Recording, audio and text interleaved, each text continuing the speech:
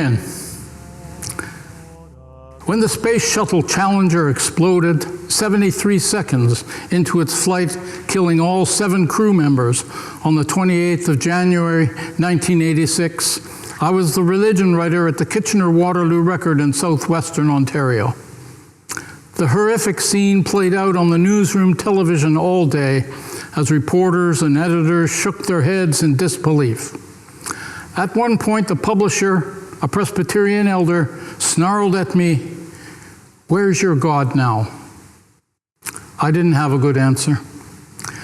And these days when I'm asked a similar question by family or friends, it happens often, I say something like, God is with us in our struggles and in our good times. But it never quite seems enough.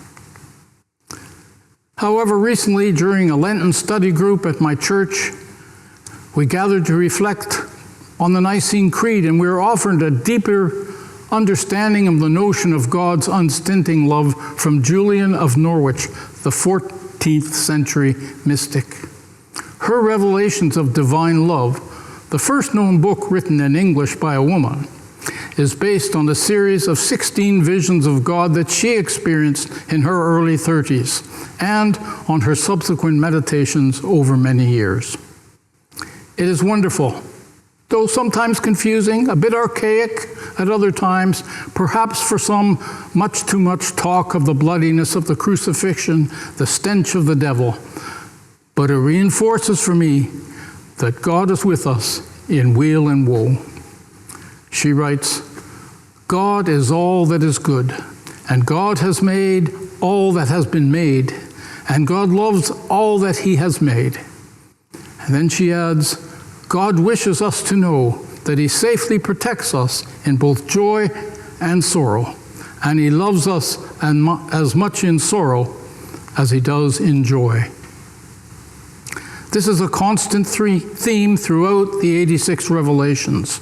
And as Julian expresses it in her poetic ways, the love of God for everyone emanates from all 3 persons of the Trinity, and it must trigger love among us.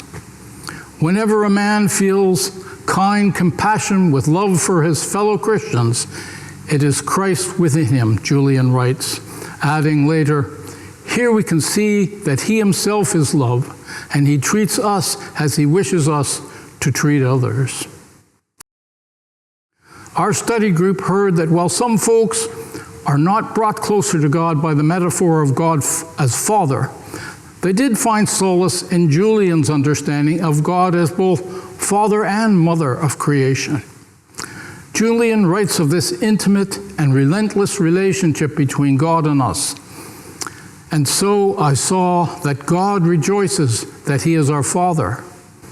And God rejoices that he is our Mother. And God rejoices that he is our true spouse and our soul, his much-loved bride. Solace, perhaps, for the next time someone asks, where's your God now?